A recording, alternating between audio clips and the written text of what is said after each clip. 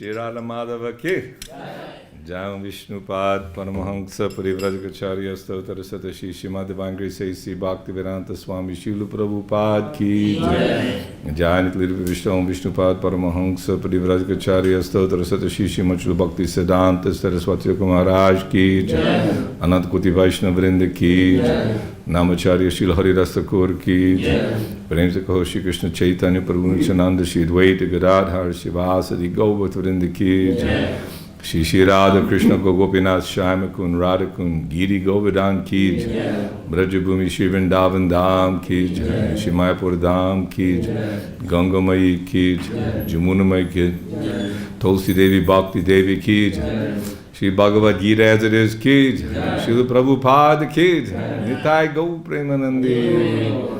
All glories to the assembled devotees, all glories to the assembled devotees, all glories to the assembled devotees. All Guru Shri Shri Guru Shri Gauranga Srila Prabhupada ki Jai. Om Namo Bhagavate Vasudevaya.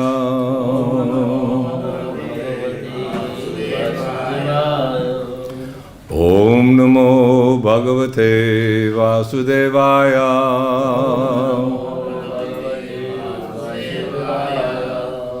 Om Namo Bhagavate Vasudevaya.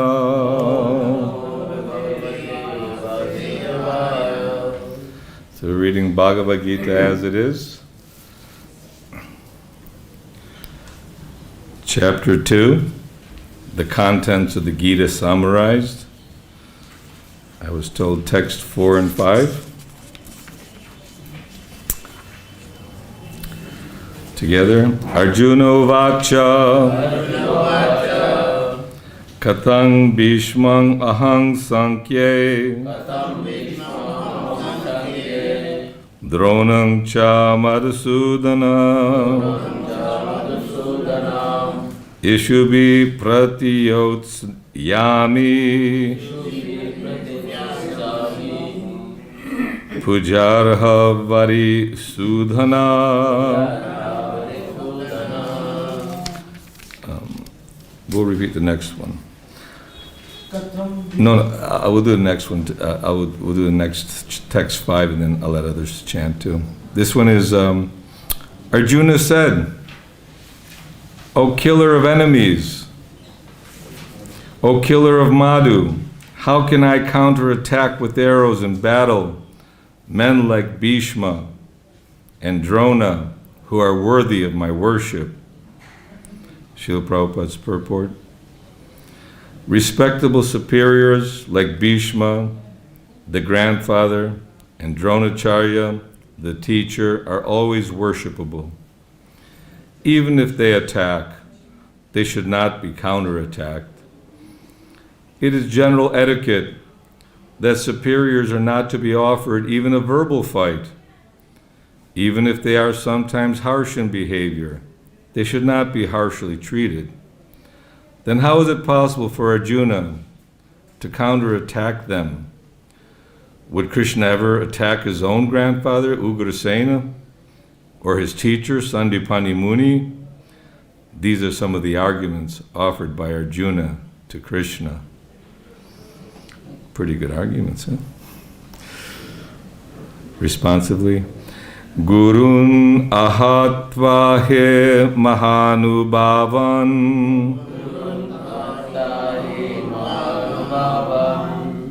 Shreyo bhaktum bhaikshyam apiha loke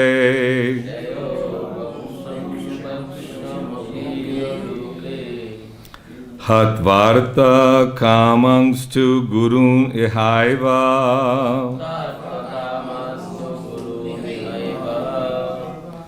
Bunjya Bhogan Rudhira Padigdan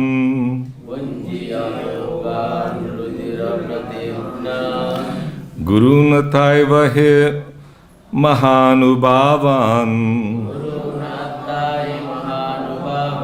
Shreyo Bhaktum Bhaiksham Api Loke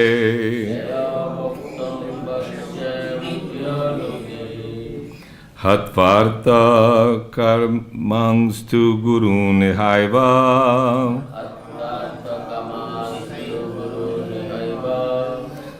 Bunjya bogan rudhira pratigdhan.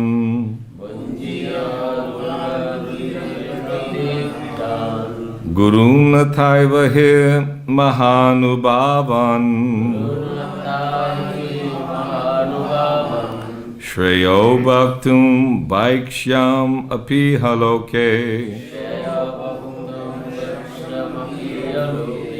Hatvarta kamangstu gurun haiva.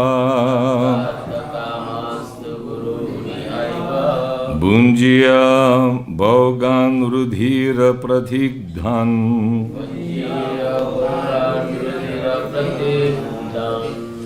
Others? Gurun athava hi mahanubhavan. Shreyo bhaktum bhaksham iha loke. Artha kamangstu gurun haiva. Bunjya bhogan rudhira pratigdhan. Gurun athavihi mahanubhavan. Shreyo bhuktum vaikshyam api haloke. Advarta kamangstu gurun haiva. Bunjya bhogan rudhira pratigdhanam.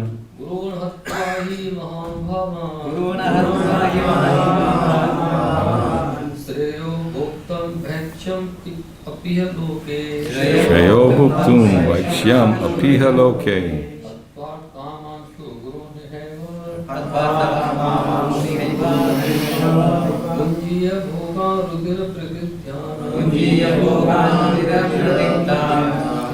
Guruna hatvahi mahanubhavan. Shreyo bhuktam vaikshyam apiha loke. Atvartha kamamstu guruni haiva. Bunjya bhogan rudhira pratigdhan. Gurun, the superiors. Athava, ahatva, not killing. He, certainly. Mahanubhavan, great souls. Shreya, it is better. Bhoktum, to enjoy life. Bhakshyam, by begging. Api, even. Iha, in this life. Loke, in this world. Hatva, killing. Artha, gain. Kaman, desiring. To, but. Gurun, superiors. Iha, in this world. Eva, certainly. Bunjya, one has to enjoy. Bhogan, enjoyable things. Rudhira, blood. Pratigdhan, tainted with. Translation, purport by His Divine Grace, A.C. Bhaktivedanta Swami Srila Prabhupada Ki Jai. It would be better to live in this world by begging than to live at the cost of the lives of great souls who are my teachers. Even though desiring worldly gain, they are superiors. If they are killed, everything we enjoy will be tainted with blood. Responsively, it would be better. Again, it would be better to live in this world by begging than to live at the cost of the lives of great souls who are my teachers. Even though desiring worldly gain, they are superiors. If they are killed, everything we enjoy will be tainted with blood. Srila Prabhupada's purport. According to scriptural codes, a teacher who engages in an abominable action and has lost his sense of discrimination is fit to be abandoned. Bhishma and Drona were obliged to take the side of Duryodhana because of his financial assistance, although they should not have accepted such a position simply on financial considerations. Under the circumstances, they have lost the respectability of teachers, but Arjuna thinks that nevertheless they remain his superiors, and therefore to enjoy material profits after killing them would mean to enjoy spoils tainted with blood. Om Jnanatimirandasya Jnananjana Shalakaya Chakshurun Militam Jaina Tasmai Shri Guruvei Namaha. Srila Prabhupada Ki Jai. So this is the beginning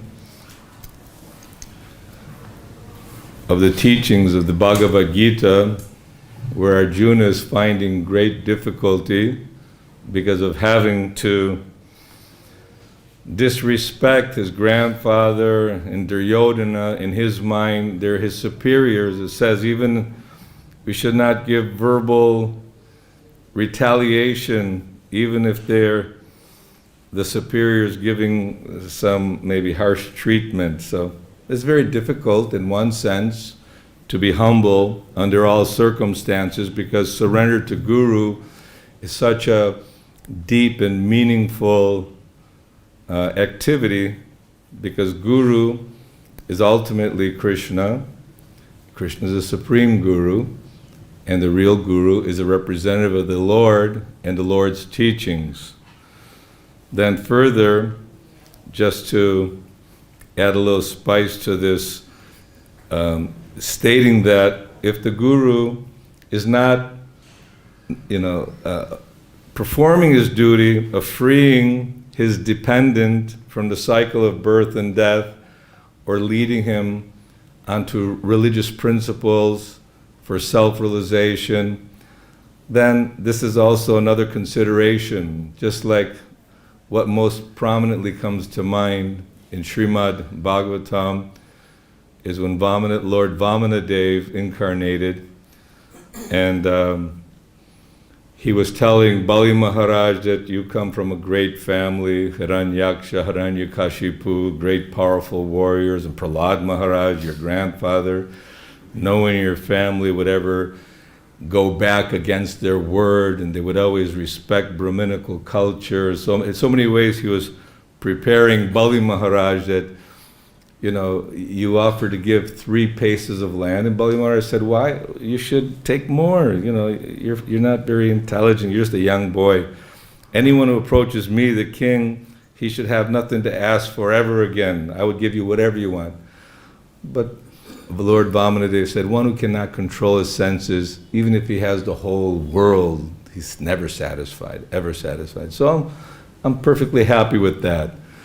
But Shukracharya could see into this whole thing. He said, hey, he's Vishnu, he'll trick you. Don't surrender, otherwise you become poverty-stricken, your property will be all taken away, and how will you pay me, your priest? In so many ways, he said, if you didn't really mean it, or under difficult circumstances, you could break your promise. So Bali Maharaj, after due consideration, really thought about it, because obviously the Guru is respected the same as God, and one's life is surrendered submissively. exclusively to carrying out the order of the spiritual master, because we know that this is the will of the Lord. But he thought that this is not proper behavior on Shukracharya's part to dissuade me or deviate me from carrying out my promise to the Lord. So in this way, he rejected Shukracharya. But this is not something done whimsically, not that because the Guru is asking us to go to the Mangal Artik every day and follow the 4 regulative principles and chant your rounds enthusiastically, read Bhagavad Gita, read Bhagavatam, don't associate with nonsense people and fix your mind on Shravanam, Kirtanam, Vishnu.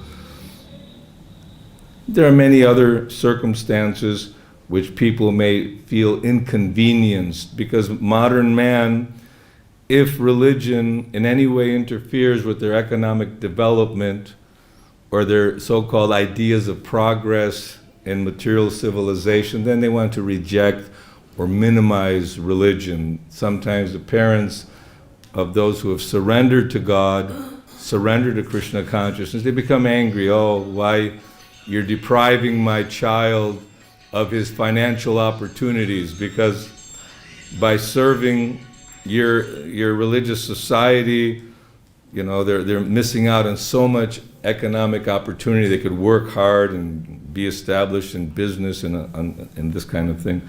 So Arjuna was finding it very perplexing, because obviously he had all respect for Bhishma and Drona. He didn't in any way want to be fighting them, and he said, well, I mean, Krishna, you wouldn't fight Sandipani Muni or in any way disrespect your superiors. But the fact is that Arjuna felt perplexed and puzzled, just like all of us are perplexed and puzzled in this material world as to what is best for us. You know, who am I? What is the purpose of my life? What do I do to get free from my anxieties, from my perplexity, from my suffering? And we have many ideas, our own ideas, but ultimately he surrendered to Krishna, who is the supreme spiritual master. And although they were friends and talking in a friendly way together, when Arjuna finally said, I don't know how to solve this problem. There's no way I can make this solution. I surrender unto you, please instruct me. So Krishna took that position in a grave way and said, well, why are you speaking in this way? You come from a very powerful family, from the side of Pritha, who is the sister of Vasudeva, the blood relative of Krishna, and you're a great Kshatriya upholding principles of religion, an Aryan, one who knows the values of life. Well, you should not act like this. This is not proper. And one who's wise doesn't lament like that, for the living or the dead. Because as the whole second chapter goes very deep into the eternal existence of the soul, Najayate Mariyate Vakadacha Nayang Bhutva Bhavata Vana Bhuya Jonitya Shashvato Yang Purano Nahanyate Hanyamani Sharire. There's never birth or death for the soul. He's eternal, ever-existing, undying, primeval. He's not slain when the body is slain. But that does not promote slaughtering animals or slaughtering your guru or teachers. It does not necessarily give you the ticket to act irreligiously. So Arjuna could understand that this is a difficult situation I find myself in, and if one is not clear and focused on his duty, then he has no enthusiasm to carry it out. So he's asking Krishna, please, you tell me. So Krishna spent quite some time, I don't know about quite some time, but the second chapter is one of the biggest chapters in the Bhagavad Gita, explaining that that those who are born in this world, they also have to die. And for the soul, you cannot burn it, you cannot cut it, and it doesn't all of a sudden merge with the Supreme. He rules out the whole idea of non-existence, that since time immemorial we've existed as eternal living beings as the master and the servant, the served and the server. We are part of Krishna. We're servants of Krishna. And we've fallen into this material world of complexity and suffering. Although this is extreme, obviously this battle, Krishna came for a purpose to reestablish religious principles, and Arjuna is his instrument. Arjuna is his eternal associate. And who better than to explain the science of self-realization with all the confusions and details of this material world but his dear friend. Just like Parikshit Maharaj, although great emperor and the last descendant of the Pandavas after the battle of Kurukshetra, practically he was the only, Ashwatthama tried to kill him as well, but he was cursed. And all the great sages, they gathered together on the bank of Jamuna, Ganges, but there's a place where the Jamuna and Ganges kind of come together, so it's not like a contradiction, but it's Ganges, Jamuna, the sacred river, and not only great sages from this planet, but from other planets, from other places. They all understood the great emperor is leaving. He's going to, so something special will happen. And that special thing, everyone was giving various advice. Oh, you should do this, or perform this kind of tapasya, or atonement, and or ritual, or sacrifice. But ultimately, Krishna, he sent Shukadeva Goswami. And Shukadeva Goswami, being the Mahabhagavat that he is, he's giving instruction and guidance to Parikshit Maharaj. And Parikshit Maharaj was instructed just to hear. You should hear about Krishna and Krishna's glories. You should hear about the pastimes of the Lord and inquire submissively. So just as Arjuna accepted Krishna as his guru and spiritual guide, Parikshit Maharaj accepted Shukadeva Goswami and very reverentially, with submission, with humbleness, and service of attentive hearing. So obviously we should never disrespect our superiors. There's a story of Lord Brahma, and who were the Maruts? Sarangaji, they saw that Brahma was having some difficulty with his daughter, and they actually laughed at Brahma, so they were forced to take birth from Devaki and be killed by their own father, by Kamsa. So there's a history in there. So, and also when Chitraketu was, after he achieved such a high platform, and he was in Kailash, and there was Lord Shiva with Parvati on his lap instructing all the brahmacharis and sages. He thought, they were friends, so he thought this was quite amusing, but Parvati didn't like that, so she cursed him to become Vritrasura. So there are many instances when Indra, due to his great opulence and prestige of being the king of heaven, was being respected by all his subjects. When Brihaspati, his spiritual master, came in, he didn't properly respect him, he didn't stand. And as a result, Brihaspati left right away, and immediately Indra understood, oh, I really messed up big time by disrespecting my spiritual master. So much so that the demons conquered all the demigods. That's when Bali Maharaj and all the demigods took over the universe. So we may think, oh, these are fantastic stories, but he mentioned that because the demons were very obedient to Shukracharya, they gained a special power. So by obedience to the guru, you get special power. By disobedience and by independent thinking that I'm something special, and guru, it's okay. More of a customary thing. Everybody has a guru.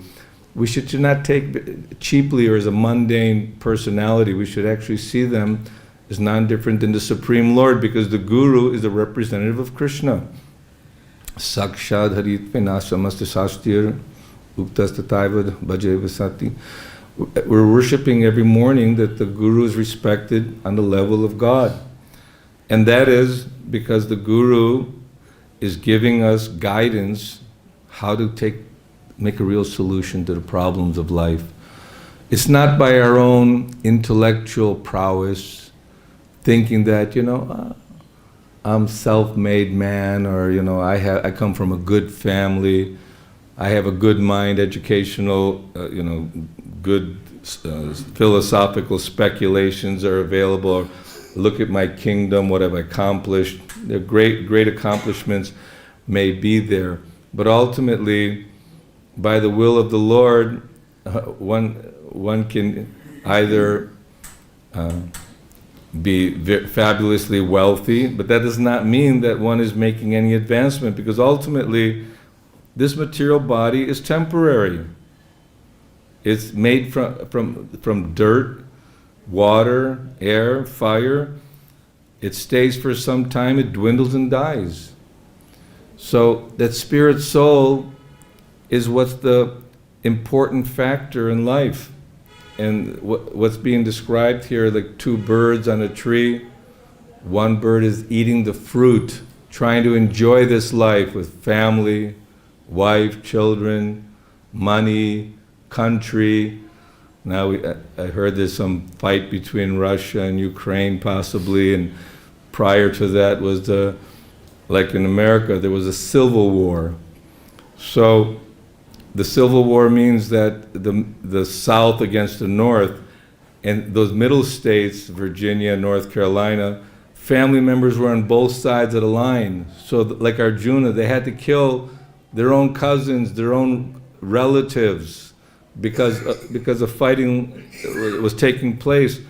Just like Kurukshetra, this is one family. The Kuru dynasty was one family. But because Duryodhana and Dhritarashtra were wanting to take power, although rightfully it belonged to Yudhishthira and the Pandavas, so they were making so much conspiracy how to kill the Pandavas. This whole war was taking place. But then from a different perspective, Krishna, he arranged it, that he wanted to destroy the irreligious kings and all those who were in the garb of kings and rulers, and reestablish religious principles. We may not understand all the intricacies of how the laws of karma work, but as that bird who's trying to enjoy in this material world somehow or other, thinking that there's some happiness, that only if I can work hard, but mainly is thinking about money, gold, jewels, nice house, beautiful wife, nice family. These things will bring me happiness. But we've seen that in just a flicker, just a few years, that beautiful body turns very wrinkled and old and useless. And that so-called beauty, which is a reflection of the spirit soul, when that spirit soul leaves the body, it's a dead body. My neighbor, he passed away just a few days back, so we were doing kirtan there, and I saw the daughter, Papa, here, take some water, and hugging and kissing, and you see the lifeless body. Obviously, the emotion and the attachment to the physical body is there because the spirit soul that was animating that body, we have a relationship like that. It's not that only the body, but we identify with the body. And this bodily identification that Arjuna had with Drona and Bhishma, Krishna's saying, well, because they lived a righteous life, a godly life, they'll either get a spiritual body or heavenly planets. But that's lofty thinking. You're not thinking that that I want to fight them and kill them. But we have to understand that Krishna is giving this teaching of the eternality of the soul and the responsibility of the living entity to perform his duty. And what is our duty? Like Sanatana Goswami was saying, that all my friends and people call me as a learned personality, but who am I? What is the purpose of my life? And how do I awaken that true understanding of my true identity? And that identity is awakened by devotional service, by the process of Shravanam, Kirtanam, Vishnu, Smaranam, Padasevanam, Archanam, Bandhanam, Dasyam, Sakyam, Atmanavedanam. And it may seem like, oh, it's such a simple process, Harinama, Harinama, Harinama eva kevalam, Kaluvana, Stevana, Stevana, Steva Gatiranyata. But that the name of Krishna has great potency.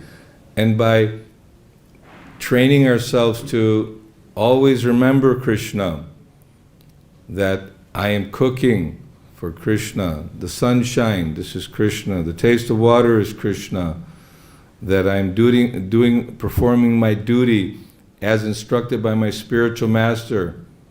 Krishna and Sudama went to collect firewood for their spiritual master and underwent great difficulty. A storm came and they were trapped all night. And so the spiritual master came the following day with all the disciples and was very pleased. Oh, for my sake you underwent so much trouble.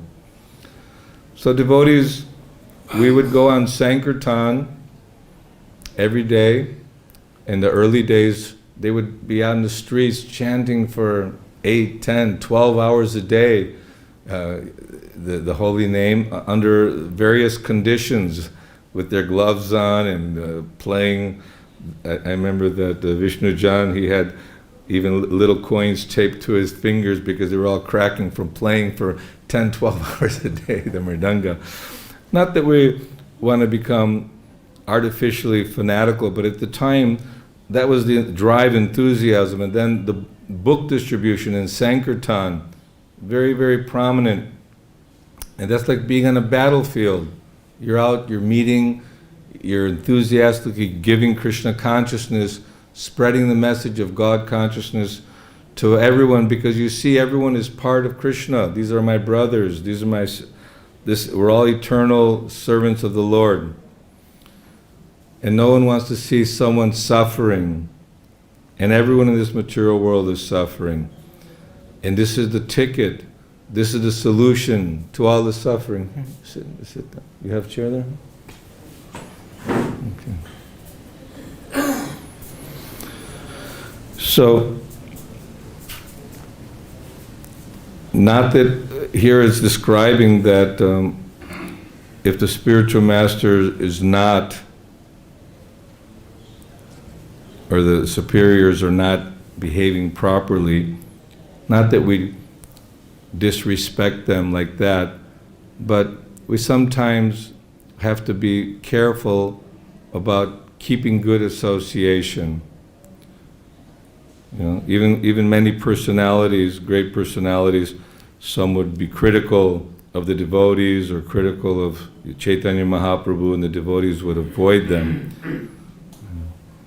You know, we're not here to judge who's qualified, who's not qualified, but the spiritual master connects us to Krishna, and that connection to Krishna means now we have Bhagavat Gita. We are personally hearing from Krishna, we're personally associating with Krishna. It's not that just Arjuna, because he was personally present with Krishna, that, oh, he's much more fortunate. All of us can be just as fortunate that now we're hearing the conversation between Krishna and Arjuna. And depending on our intensity of listening and wanting to imbibe or enter this message of Krishna consciousness in our heart, why are some, after hearing the message of Guru, very enthusiastic and very determined to carry out their duties, whereas others, you know, it doesn't really penetrate. Some just think that it's a spiritual society, it's a good place to eat and sleep and, have a nice, once in a while, you go there and see the deities and chant a few things and very casually perform our devotional service. But this is not what Krishna was telling Arjuna, that Arjuna, you just lay down, relax, and even sarcastically has said there, just smoke ganja and relax, I'll fight the battle for you, and that was not the intention. The intention of giving the spiritual direction and instruction is to enthuse us to carry out our duty. And that enthusiasm means that you want to glorify the spiritual master, you want to see the deities and dance and sing for them. And then you want to hear very attentively the message of the Bhagavatam, that we're not this material body, we're eternal spirit souls. We don't have to keep suffering birth, old age, disease, and death. And due to our desires and activities in this world, we're forced into another body, whether it's a human being, a demigod, or an animal, or a plant. And human life is very rare. It's rarely achieved after a long period of time. So it's being impressed upon us that Srila Prabhupada underwent so much austerity and struggle, as we heard this morning, how they were thinking that, no, you're going to America, no hope, these people are too much enamored in darkness and ignorance by lust and greed, economic development. That's all they want, is they just want to make, industry and money and enjoy the sensual pleasures. But Srila Prabhupada also was thinking, checking with maybe I don't know if I'll be able to stay here, if anybody will hear my message of Godhead when I tell them about the following some rules and regulations and taking up the spiritual practice. They'll tell us, Swami, go home, we don't want that, we're not interested. That's the strong covering of Maya. Daivi hesha gunamayi mama maya duratyaya mamevaye prapajante mayame tang durantite. This divine energy of Krishna is difficult to overcome.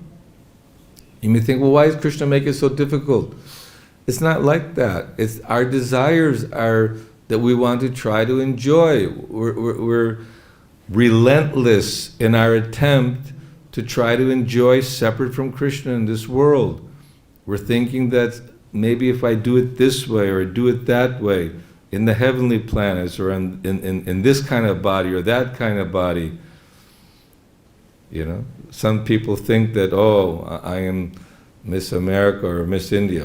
This is why is it someone is born in a good family with such a good opportunity to so-called enjoy, but that all becomes disastrous. Even like they say, famous Marilyn Monroe, she's very, very beautiful, but they say she killed herself because there's no happiness in this material world. No matter how much you try to squeeze that juice out of the pressed sugar cane. 2 days back we did a little bike ride around Govardhan, a few of us. We enjoyed that. It was a beautiful day, so Govardhan was very merciful. We came to Radhakund, and then we decided, let's have some sugarcane juice. And I was watching him press that sugarcane, again fold it, and again fold it. There's no more drops were coming out, then he threw it in the bin. So that squeezed out, no juice, sugarcane pulp, we're thinking, well, let me try chewing that and get some pleasure. But there's no pleasure there, because there's no juice, there's no happiness in this world. From the highest planet down to the lowest, all are places of misery. But trying to tell a child that, no, you shouldn't be playing like this, you should go to school. Forget it, you don't know, what are you talking about? I want to play. We all want to play in this world very desperately, and it doesn't matter that we're hearing this and hearing that, but it's really not registering, because, it's okay, but I want to play. I want to enjoy somehow or other. But it says by jnana vairagya, you need jnana, knowledge. So it takes time to cultivate that knowledge. But by regular hearing from the spiritual master, from Bhagavad Gita, Srimad Bhagavatam, by following very strictly in a very chaste way your spiritual master. Not that, oh, my spiritual master is good, but there's so many spiritual masters, they can all give me something good. That's like being married and think, oh, this is my wife is nice, but there's so many women, or my husband is nice, but there's so many men. We can, that's not the way of actually gaining the strength, because our chastity, to Srila Prabhupada, our resolute determination, Srila Prabhupada was concerned because for a small child to deviate is very easy. So even hearing the philosophy in a different mood, in a different way, could very easily derail us, or take us off the path, back going home into the wilderness of sense enjoyment, or the idea of mental speculation or liberation or some sort of perfection. We need to have faith that our spiritual master, Srila Prabhupada, he's everyone's spiritual master. Because we're taking guidance from Bhagavad Gita, and we took initiation from those who are faithful, loyal representatives of Srila Prabhupada, and Srila Prabhupada is representing the whole Guru Parampara. And he can give the knowledge of Krishna. Who knows more than Krishna? Krishna is the supreme knower of the truth. And this whole chapter is very, very clear that we're eternal servants of God, we've existed in the past, we exist now, we'll continue to exist in the future.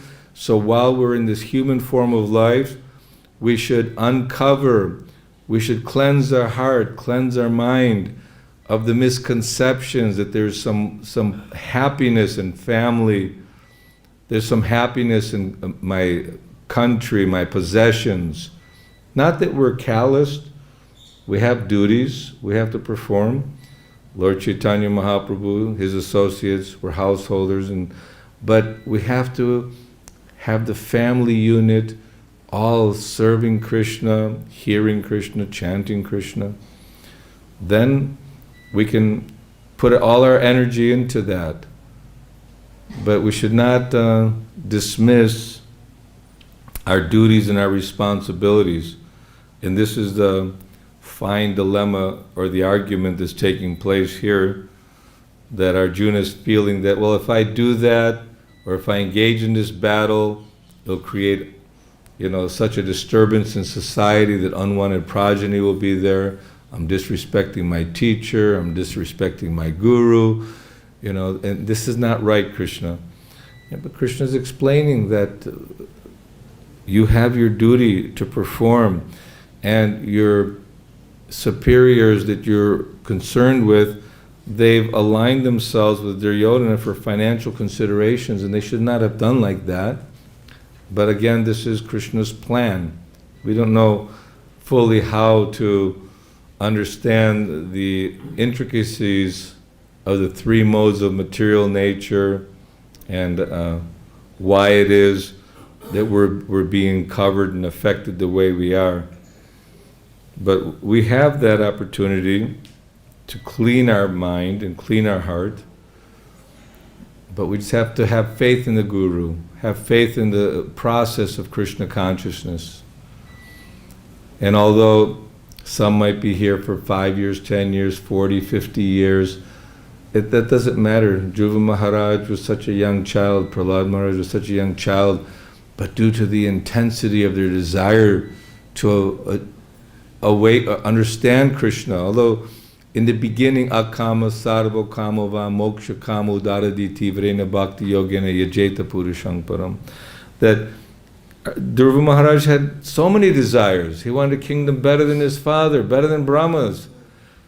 But then he intensely being directed by Narada Muni, his mother, and Krishna in the heart, he had such determination that by engaging Om Namo Bhagavate Vasudevaya and performing yajna, tapasya, austerity, and meditation on the Lord, then he became totally cleansed. He actually saw the Lord in his heart. Then he saw the Lord manifest before him. Then the Lord touched him and he became completely enlivened and animated, just like Prahlad Maharaj, Lord Nrsingadev touched the head of Prahlad Maharaj. And then they can speak the absolute truth because they're completely cleansed of heart. So Krishna, he wants us to come back. You may take one step to Krishna, he takes 10 steps towards us. And there'll come a time, it's not that Krishna is just invisible, non-existent, or not relevant, but Krishna is a person, the supreme person. Premanjana Churita Bhakti Vilochanena, that our eyes will be conditioned by our love and devotion. Patrang Pushpang Palang Toyang, Yome Bhakti Prayachati. By bhakti, simply offering, cooking with love and devotion, doing your chanting with love and devotion, rendering services. The other day I mentioned that I read that although we're reading every day and we're hearing, without engaging in devotional service to the Lord, it's almost like licking the outer bottle of the honey. We need to really enter that by engaging in devotional service. And what does that mean? Follow the order of the spiritual master. Go to the Mangal Arti, worship Tulsi Devi, hear the Bhagavatam, wash the dishes, dress the deities, cook the preparation, go out on book distribution, manage the temple, do something. Arjuna was very active to serve Krishna with enthusiasm and great spirit of serving the Lord. So Srila Prabhupada said, do as I'm doing.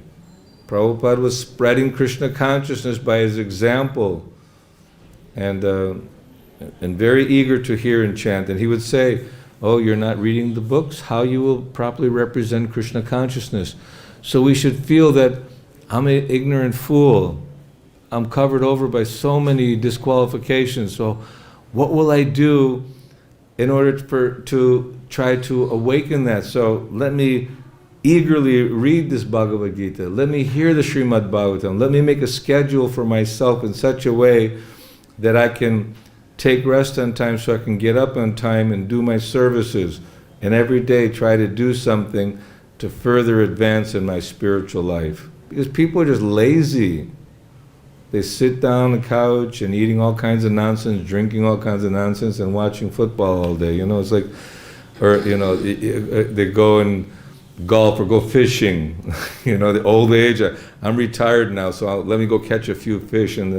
It's like mindless, with no guidance and no idea that there's a purpose and goal in life. But we're fortunate. We're hearing Krishna instructing Arjuna, and then that instruction is available for all of us. Bhagavad Gita is not meant for Indians, it's not meant just for Americans, it's meant for everybody. Every living being will benefit by the Bhagavad Gita. The song of God, the words of God are for our benefit, and so we should take advantage of that. So many things to say. Anyone have any questions or comments? Something? Yes, Prabhu. By the way, good to see you back in shape, Vaikuntapati Prabhu. Vaikuntapati, it's a nice name. Ask one thing actually, who was responsible for this Mahabharata Bhag? Whether this Dhritarashtra or this Bhishma or the Dronacharya actually.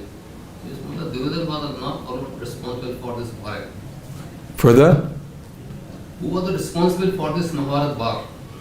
Fighting Mahabharata. Uh-huh. See, this Bhishma and the Dronacharya, these are main responsible people responsible for the war.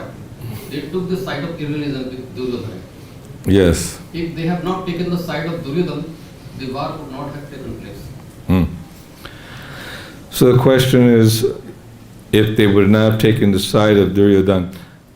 But the political atmosphere at the time, because Pandu departed untimely, and Bhishma, he was not going to take the kingdom. It was actually Bhishma's kingdom, technically.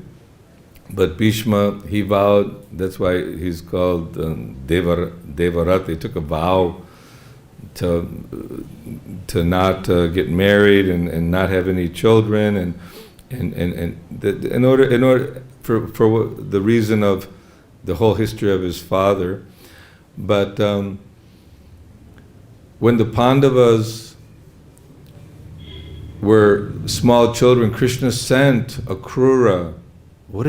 See what the atmosphere is there with Dhritarashtra, if he's taking care of the Pandavas properly or not.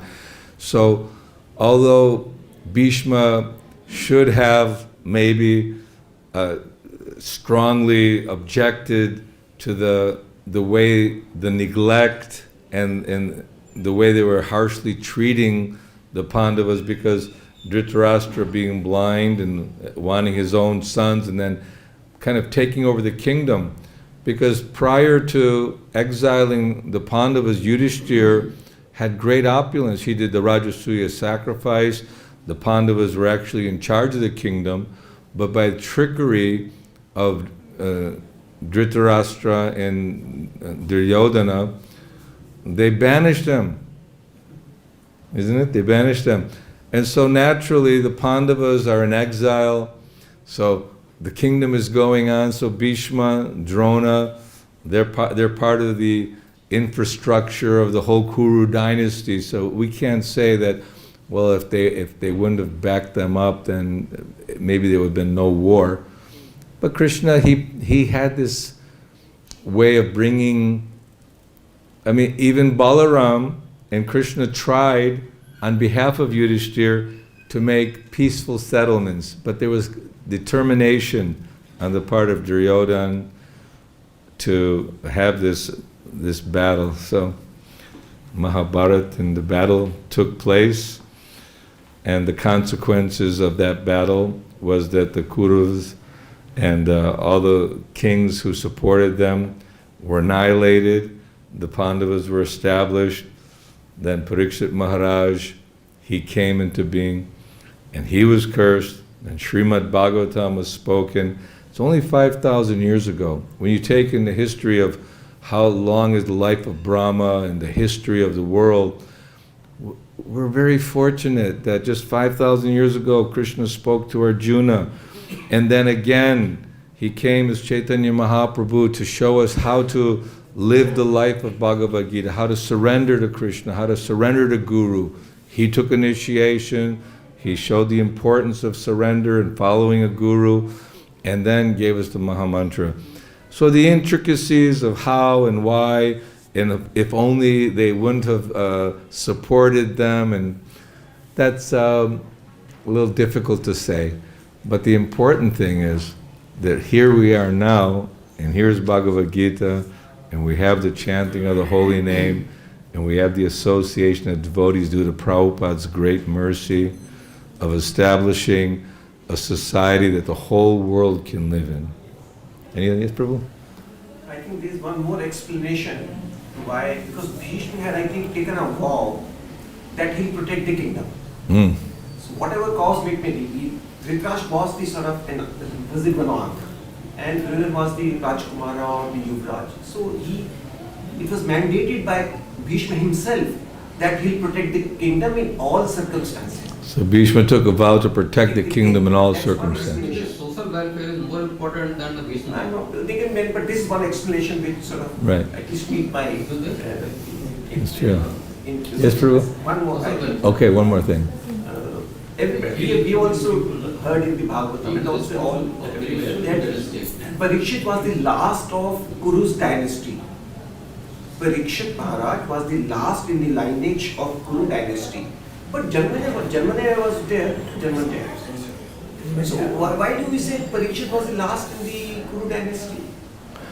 Janmajaya Was son of Parikshit. Yeah, well, because at that time, Parikshit Maharaj, Janmajaya was not there yet. And so Parikshit was the last at that time. So more came afterward, but he was the last. What time? Like, no, when he was in Bhumaputra, it's all right, he was the last. Yeah. Having ruled the kingdom for, I think, 3 decades or something like Yeah, that. yeah. Or 3 decades, I think 3 decades or 30 years or so.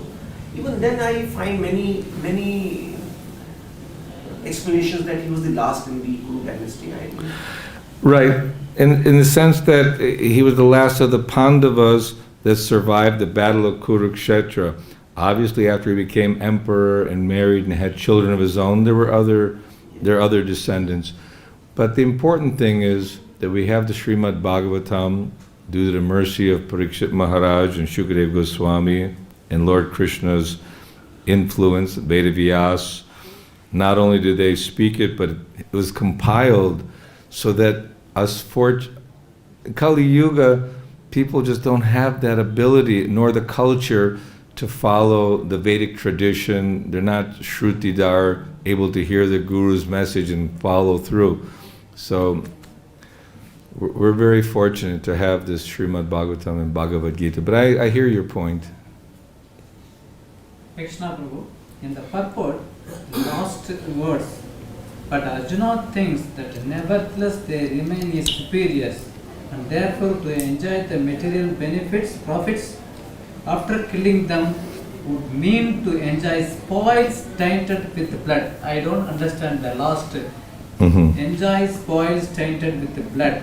Can you make it simple, that one, the last sentence? Yeah, Arjuna was saying that if I kill all my friends, relatives, and superiors, then I'm enjoying a kingdom tainted with the blood of my relatives, that I've killed them, so how can I possibly enjoy the kingdom? So tainted with the blood means that Arjuna performed this activity of carrying out his duties and killing all his superiors and relatives. So he's pretty much stating that there's no purpose of having this kingdom, because tainted with the blood, that means it's the victory is spoiled by killing them, by shedding their blood. It's a feeling of that. Yeah. So thank you very much, everyone. Srimad Bhagavad Gita as it is, ki jai. Hare Krishna.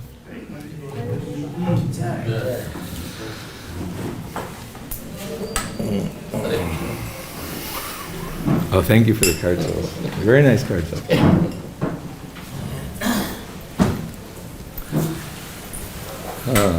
When are you leaving from my phone? I didn't make PKT. I was planning for the 22nd. Let's see. 22nd? I was planning, but not making PKT yet. We'll see. 2 days. This year I feel like just staying in Vrindavan. I don't feel like going anywhere. It's been a very trying for me this past year. I feel a little bit better because my work is They would have liked the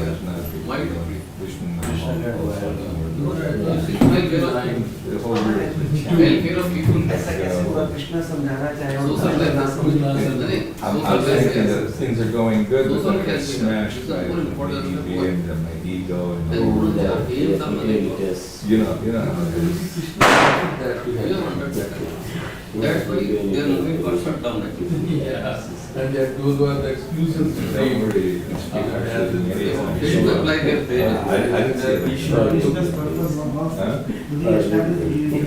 Yeah, I really. It's like Said to me the other for day. past 2 steps was reached. Where's the kitchen? I said, I don't know. He goes, Just- I don't know. They- Okay, so then that